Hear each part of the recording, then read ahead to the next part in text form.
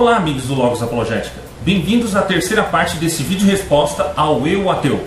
Antes, vamos relembrar algumas coisas e responder algumas questões que vi nos comentários sobre os vídeos anteriores. Antes de mais nada, uma observação que sinto ser lamentável fazer. A primeira parte desse vídeo resposta foi alvo de alguns ataques de certos indivíduos, ou um grupo de indivíduos, que negativaram em massa. Se vocês verem aquele primeiro vídeo do Eu Ateu, resposta do Eu Ateu Exegeta, foi de repente muito atacado por negativações. Aí vieram alguns espertinhos, dizendo que não, o vídeo não tem essa qualidade assim e por isso mereceu essas negativações. O que é ridículo.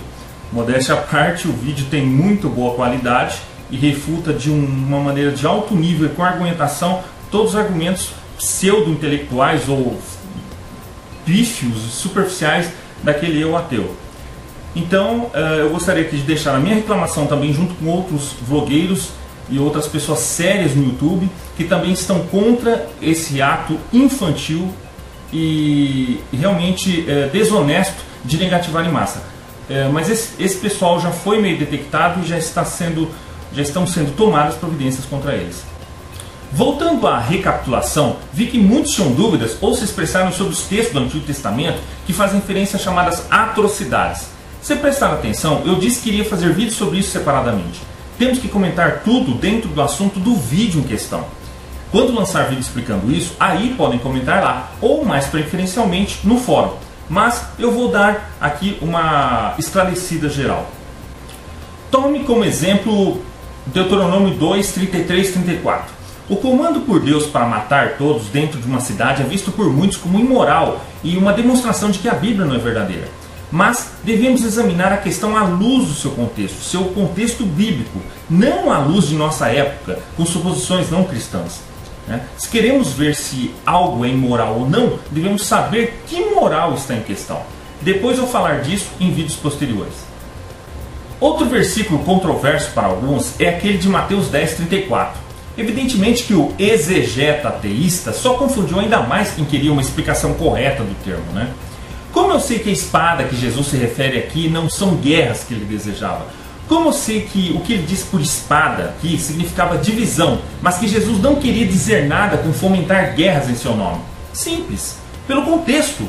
Algo que o falsário e o ateu não faz, assim como muitos. Ele pega um texto isolado, tira do contexto e assim faz parecer o que estava querendo dizer o texto, sendo que não é assim que funciona. Sua análise infantil seria rejeitada por qualquer estudioso literário.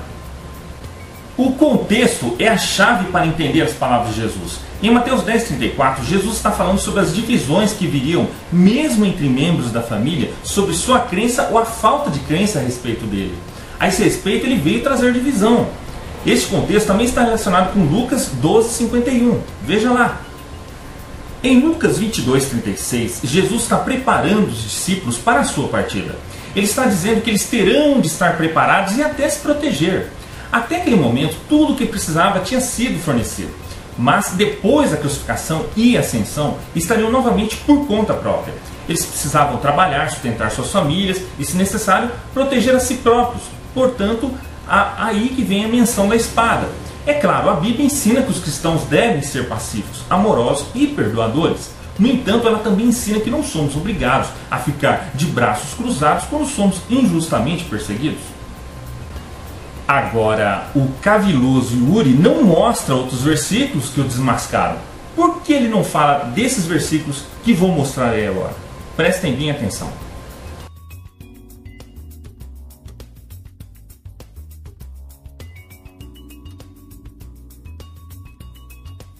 Bom, evidentemente que o pífio Eu Ateu aí tira texto do contexto e inventa um pretexto, de que Jesus pediu para que se fizessem guerras em seu nome.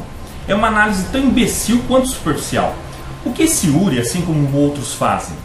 Tem uma leitura superficial, literalista e sem análise da Bíblia e cria um espantalho, uma caricatura do cristianismo. Então, atacam. Essa é a típica falácia do espantalho. Peguei você, hein, cara? Jesus nunca contradiz a si mesmo. Quando olhamos para suas palavras do contexto, podemos ver o que ele estava dizendo e que não há contradição nenhuma. Vamos continuar. Em Mateus ainda, capítulo 10, versículos 14 e 15, ele fala que se ninguém receber um cristão em suas casas, se os cristãos não forem recebidos, essa cidade vai ter destinos piores do que Sodoma e Gomorra. Os judeus ensinavam uniformemente que a poeira dos gentios era impura e devia ser sacudida. Sacudir o pó dos pés, portanto, foi um ato significativo, denotando que os consideravam impuros, profanos e pagãos, indignos de sua instrução, e que recusavam todas as ligações com eles. Está registrado que isso foi realmente feito por alguns apóstolos. Assim, sacudir o pó dos pés ou sacudir a sujeira também indicava uma isenção de responsabilidade. Jesus mandou que seus discípulos fizessem isso para com o lugar ou a cidade que não os acolhesse ou ouvisse, indicando assim que eles deixavam a casa ou cidade não receptivas, entregues às consequências que lhes adviriam de uma fonte mais elevada, ou seja, do céu. Porque eu não estou aqui conseguindo imaginar o que esse indivíduo está concebendo na cabeça dele, desse eu ateu. Ele deve imaginar que Jesus deve ser aquele tipo do Merlin, do Monty Python, e o cálice sagrado fica em cima de uma montanha só tacando raios, explodindo picos e montanhas e cidades. Interessante que Jesus nunca fez nada disso. Pelo contrário, seus discursos e ensinos foram puramente de paz e acolhimento. O Evangelho é um convite, e não é questão de puxar uma pessoa, puxar uma cidade para aceitação. Não, mas toda ação tem uma reação, toda ação tem uma consequência. Isto é uma lei. Jesus disse a respeito da cidade judaica que rejeitasse o Evangelho. No dia do juízo será mais suportável para a terra de Sodoma e Gomorra do que para essa cidade. Naturalmente, Judas 7 diz que Sodoma e Gomorra são postas diante de nós como exemplo de aviso por sofrerem o julgamento do fogo eterno. De modo que a declaração de Jesus evidentemente apenas usou uma hipérbole para salientar quão improvável era que pessoas de certas cidades judaicas do primeiro século se arrependessem, mesmo no dia do juízo. Isso está em Mateus capítulo 11, versículos 20 a 24, pode procurar. Quer dizer, condenar alguém à tortura, à morte, a fins piores do que Sodoma e Gomorra, você vai me falar que não é violento? Francamente. Vamos lá. Pessoas como esse indivíduo metido a comentarista de quinta categoria não entendem o mínimo, o básico da mensagem cristã. Eles acham que Jesus foi somente um sarraceno, maluco, jihádico, sei lá o que trucidava quem não aceitasse a mensagem dele. Algo totalmente incoerente e irracional. Não há nenhum indício disso, não há nada mencionando e dando fato para isso. Simples, em poucas linhas. O cristianismo é uma mensagem de redenção. Cristo convida a obra de salvação que ele fez. Em nenhum momento ele menciona que a pessoa será degolada, será trucidada se não aceitá-lo. Os discípulos ninguém fez isso. Se alguns fizeram erros em nome de Cristo, problema deles, mas Jesus nunca ensinou nada disso. É uma lei de ação e reação. Quanto mais você se aproxima de Deus, mais Deus se aproxima de você. Quanto mais você se afasta de Deus, mais Deus se afasta de você. Basicamente, a mensagem cristã é uma mensagem de redenção e de lembrar o que foi a expiação de Cristo. Portanto, partindo desse prisma, vamos continuar. Esse trecho de Mateus 11, 20 e 24 é a famosa passagem do Ai de ti, Corazim, e Ai de ti, Betsaida. Jesus, como em outros lugares, estava usando de uma hipérbole. O quê? Você é ateu e não sabe o que é uma hipérbole? Pois é, meu amigo, eu sempre trago meu ruais comigo para esses momentos. Hipérbole significa exageração para frisar um ponto. Pois é, amiguinho, Jesus nem sempre falava literalmente. Um reexame de Mateus 11, 20 e 24, porém, suscitou a questão quanto a se Jesus estava realmente considerando ali o julgamento eterno e a ressurreição. O seu ponto em questão era quão insensíveis eram as pessoas em Corazim, Betsaida e Cafarnaum, e portanto quão apropriado era que também sofressem punição.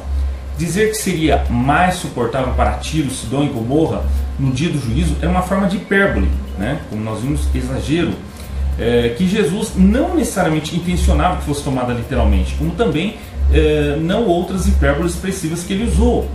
Assim, Jesus, que no dia do juízo, ao dizer que no dia do juízo seria mais suportável para Tiro e Sodoma, não significa necessariamente que aquelas pessoas estavam presentes no dia do juízo.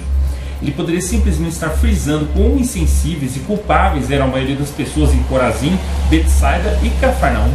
Dizemos maioria porque alguns em Cafarnaum aceitaram a Cristo, mas como um todo, tais cidades o rejeitaram. Alguns de seus habitantes, como no caso dos escribas e fariseus, talvez até mesmo tenham pecado contra o Espírito Santo, para o qual o perdão é impossível, que significa a rejeição plena e consciente de Deus, do perdão de Deus, mesmo no mundo futuro. Tais indivíduos, diz ali, iriam para a Guiena. Que morra de morte. Morra! Nossa, mas cristãos não são a favor da vida e tal? E Jesus Cristo está falando que é para matar crianças que desobedecem os pais? Jesus Cristo, não estou falando de Velho Testamento. Bom, fora que o inepto indivíduo fala uma asnice descomunal, alegando que Jesus mandou matar.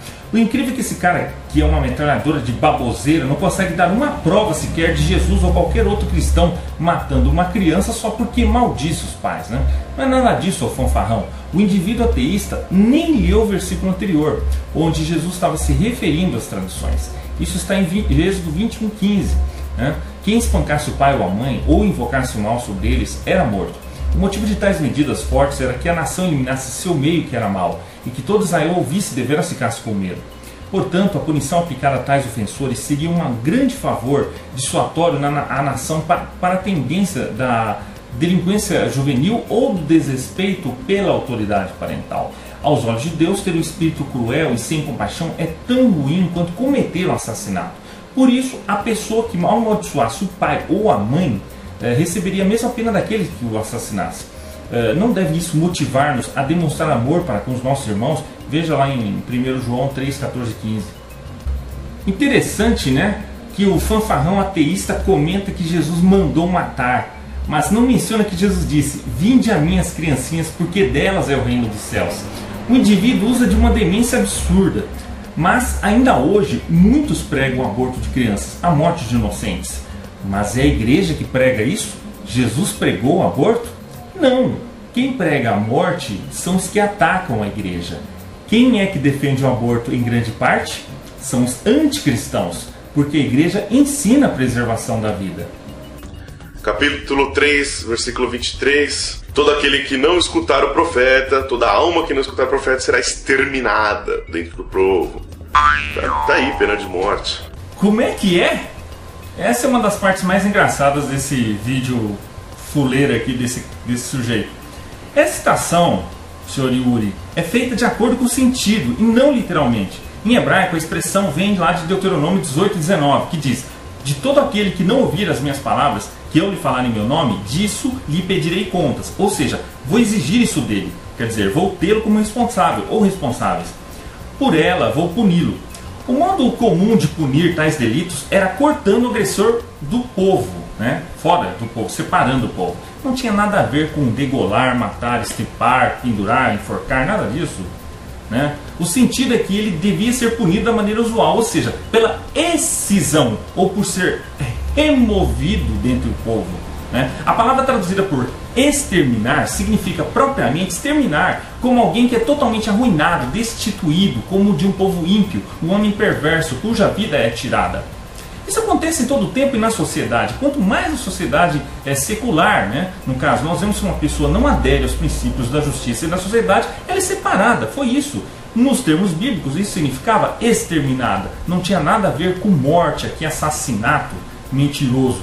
Né? E então nós vemos aqui que ser destruído do meio do povo significa, no entanto, ser excomungado, né? Ou ser privados dos privilégios de um povo. Né? Entre os judeus, esta foi provavelmente a punição mais severa que podia ser infligida. Envolvia a ideia de ser cortado os privilégios do sacrifício, do culto do templo e da sinagoga, e de ser considerado aliás, como um pagão ou um pária. Né? A ideia de que Pedro expressou aqui foi que os judeus tinham se exposto à mais severa punição ao rejeitar e crucificar o Senhor Jesus, e que devem, portanto, arrepender-se desse grande pecado e procurar por misericórdia. A mesma observação se aplica aos homens. As Escrituras declaram a verdade, que se os pecadores não ouvirem o Senhor Jesus, eles serão destruídos. Né? Destruídos por si mesmos, pelas escolhas que fizeram, e não por um ato deliberado e assassino de Deus. Se o Yuri escolhe roubar, ele terá que arcar com as consequências. Não, aí não diz nada sobre pena de morte, Sr. Yuri.